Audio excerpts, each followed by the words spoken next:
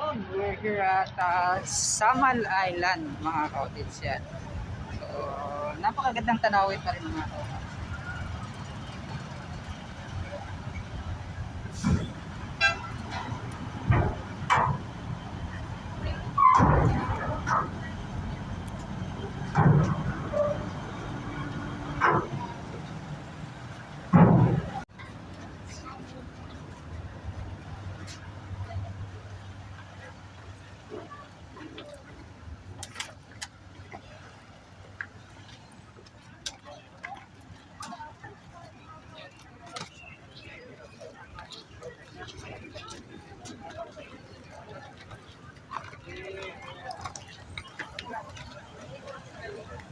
Gidugat kita na makaabot ito. Wala ka sa mino. Magduha ka bulan na. Makabulan. Wala. Duha ka bulan, katong 26 karon yun. Duha ka bulan na. Bilang siguro wala.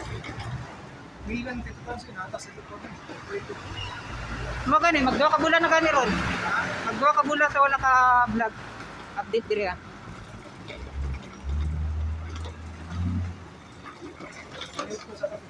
Ha? Ikaw.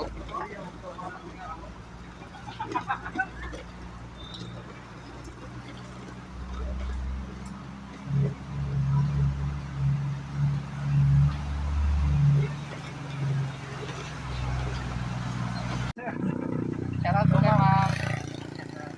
Salamat. Yes. Yung, what's up mga kautits? Magandang hapon po sa ating lahat. So, yun. At nakarating naman tayo dito sa ating gustong puntahan. Itong Samal Island, Davao City Connector Bridge. At dito tayo sa kanilang fabrication, sa rest house at itong mga kanilang ginagawa pa. So yung mga kautits, so dito muna natin yung uunahin mga kautits at yung patingin sa inyo, ipapakita kung ano na ba yung mga nangyari. So ito pala yung nasakyan natin kanina mga kautits. So, well, salamat. Yan si sir. Dito makikita natin mga kautits yan, mga nasa tarpaulin yan mga kautits. So, Samal Sand and Shores Beach Resort and Restaurant. So dyan sa may Blue Jazz yung nakalagay. At yan o. So ito, napaka laking bodega or warehouse itong kanilang ginagawa mga kautits yan. So titingnan namin ni Sir Roel P ano yung mga makukuha naming update dito banda. Yan. So ano mapapansin niyo sila sir?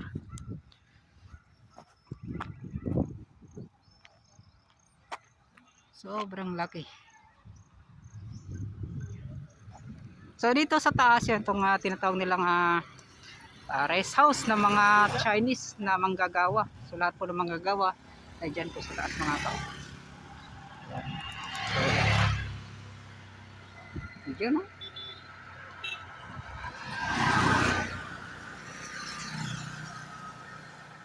So dalawa yung ginawa nila mga kautits at tamang-tama lang siguro para po sa lahat ng mga kagamitan at equipments na ilalagay dito. Yan. So 2 months ngayon mga kautits, ngayon lang natin nabalikan itong ginagawang fabrication dito po sa Samal Island. So, yo, what's up mga kautits? So, sir, pwede ta ka ng sir, okay ra? Yan, shoutout day kay sir nga nagtrabaho. Sir, unsa may gitrabaho niyo karon diri sir? Clearing ni siya. Pero kani sir, unsa mo gini ang kaning gibuhat? Kani ang guard house na ni. So, nanagay mo ra nagbantay diri sa yang entrance exit yun na. So, kani. Kana nagibutangan nag-guard house gyapon. Na nagyud no. So kani. So kani sir, posibleng mga kani butanganan sa mga heavy equipments no or mga fabrication mga materials gid ang so kani. So sir kan mga mangutan ako sa mga Chinese nga mga workers sir ni arrive na ba padulong diri or wala pa no? Nanguli sila. So ngano si tulo. Ulit man ako nga Chinese apil to siya.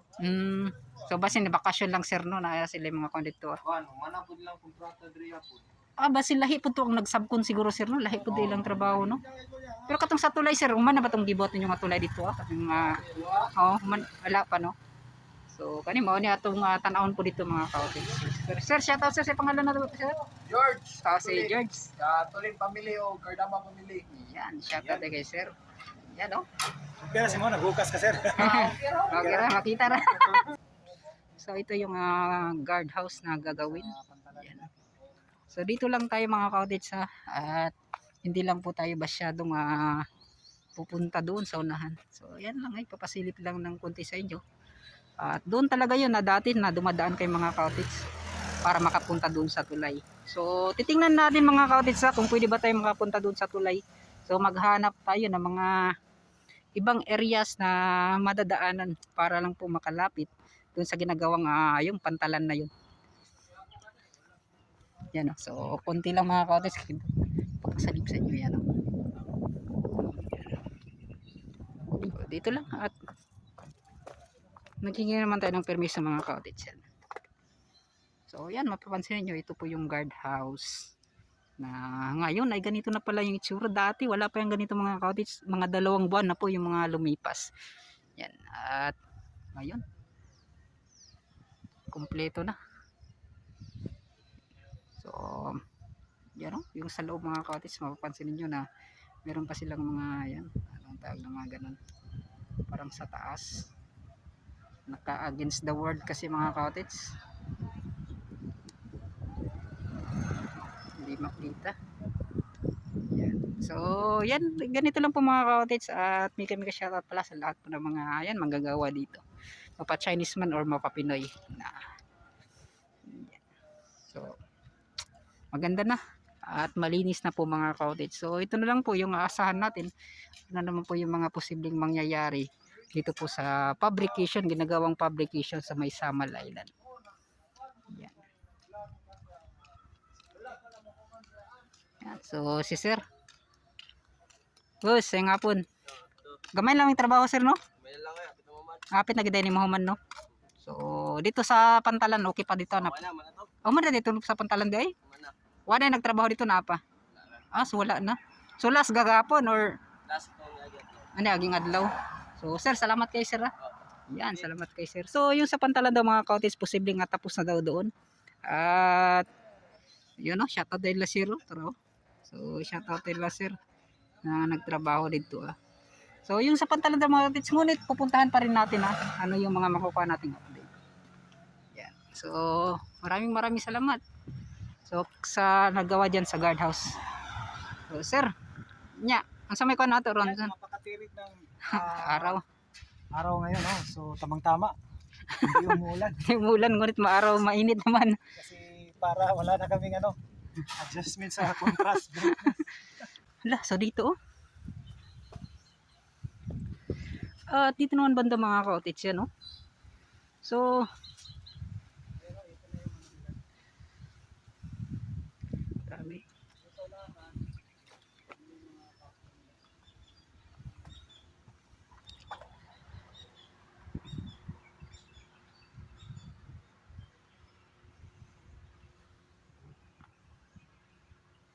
So ito parang sa field, malaking field dito mga cottage na hindi po nila nilagyan ng mga ganyan mga container lines na ang tawag niyan, container van no na yan no.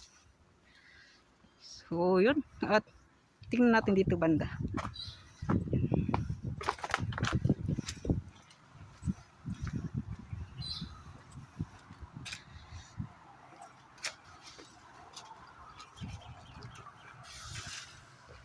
So ito, may labasan pa ng tubig.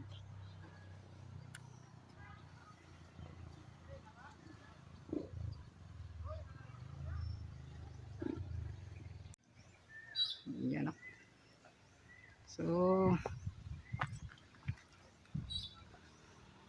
ito po yung mga nakikita natin dito. So sa pantalan mga cottage, abang-abang lang. So titingnan natin, tapos na daw doon sa daanan po ng mga sasakyan nila, sasakyan pandagat, lahat po ng mga heavy equipments na dito daw doon. So, yun, maghanap pa tayo ng mga ibang update. Let's go. Ano ka, Wed? Interview lagi ba? Wala kayo sticker? Wala ko sticker, Tito Tans TV sa YouTube. Tito Tans. So, vlogger din din mga kaotits. Dre, kaya interviewon ka. Apo na lang. So, sa pangalan sa inyong YouTube channel? May pangalan sa mga YouTube channel to. Ha? Hello po, nandito. Mads TV. Mads TV. Kasamang vlogger. Yan, no? So, Tito Tans TV from Davao City. Okay, salamat po. Yan, salamat ha. Mads TV, no? Mads TV. Salamat. Shoutout sa mga kontra. So, yung mga kaotits, may kasama tayong vlogger na kita dito. Yan, no? Wow! The beautiful. So, grabe, sobrang ganda dito mga kaotits. Woohoo! For the first time. Pwede pala makadaan dito sa taas. Yan.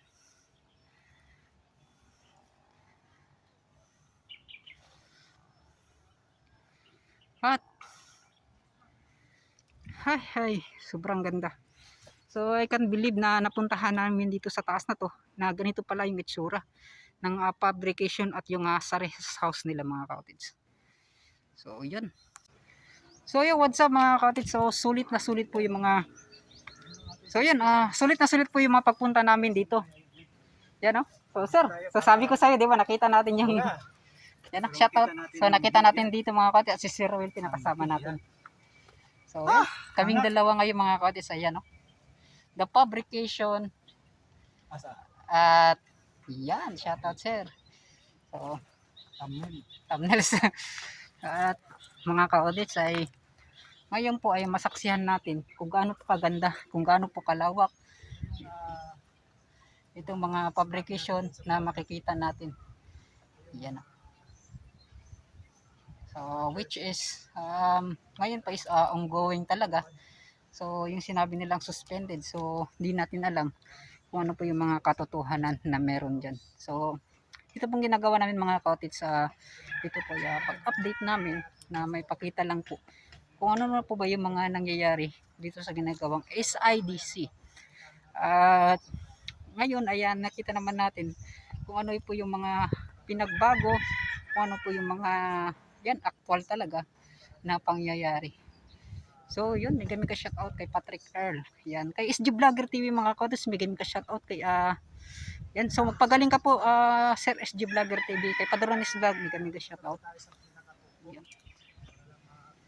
So yun, nakita natin yung dyan, ito pa rin na publication. So that's it. Sulit na sulit mga kaotits. Ito po yung mga ginagawa namin para at least makita talaga yung buo itong mga video kung gaano po kaganda itong kanilang ginagawa. Yan, no? So far, ito yung update natin.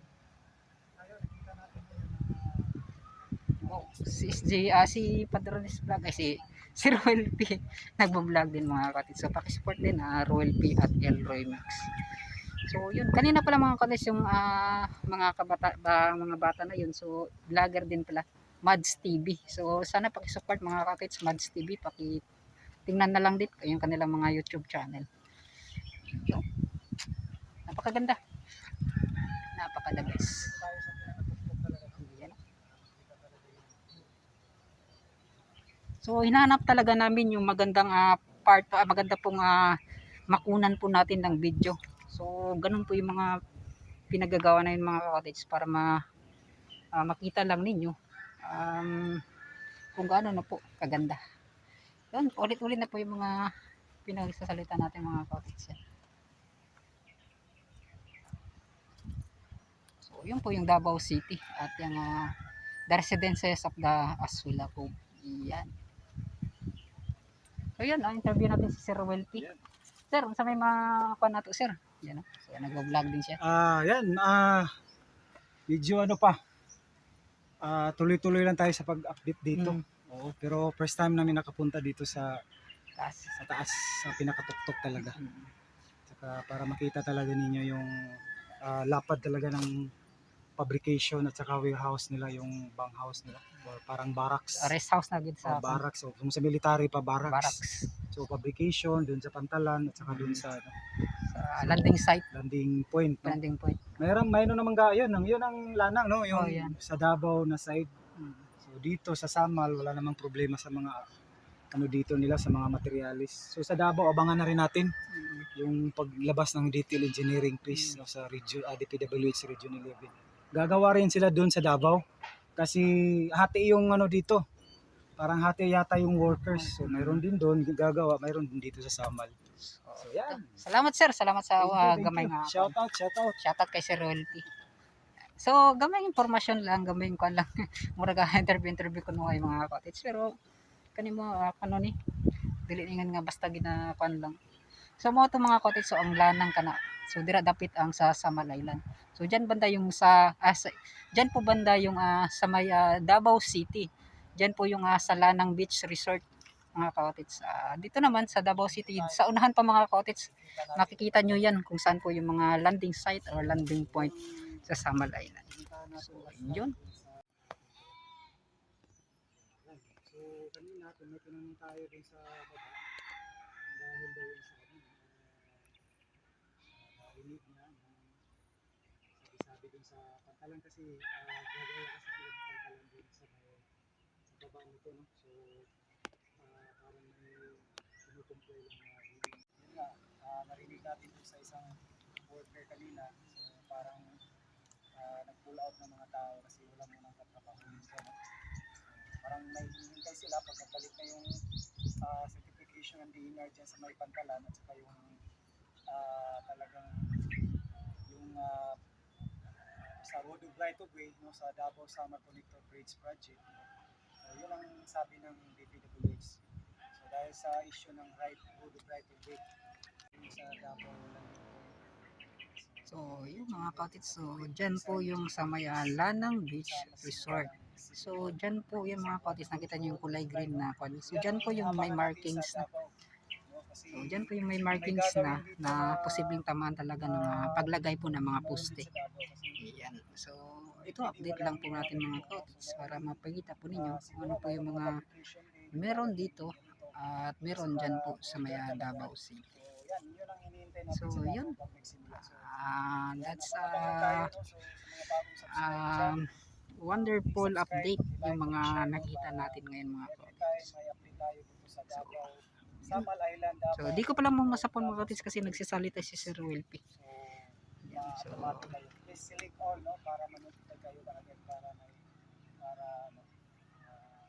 So, napakagandang tanawin dito sa taas po. Itong sa may rest house nila. Bababa na kami, pupunta na kami dun sa ibang ano. So thank you so much. So yun. So yan, unsa man gikuan nimo sir? Gigunitan nimo sir. Copy na. Para to research. Research dahil. So Research. yan. So at least nag-research si Sir Royalty Yan. mga cottage para makita. natin malimutan. So kadto. Okay. So baba na kayo mga cottage. So yan, maraming salamat. So maghahanap pa kami ng iba pang update. Salang pahintulog at least. Yung mga pinasinig namin ay isang legend po ano po yung mga masaksihan natin or makikita natin sa ginagawang Pantalan.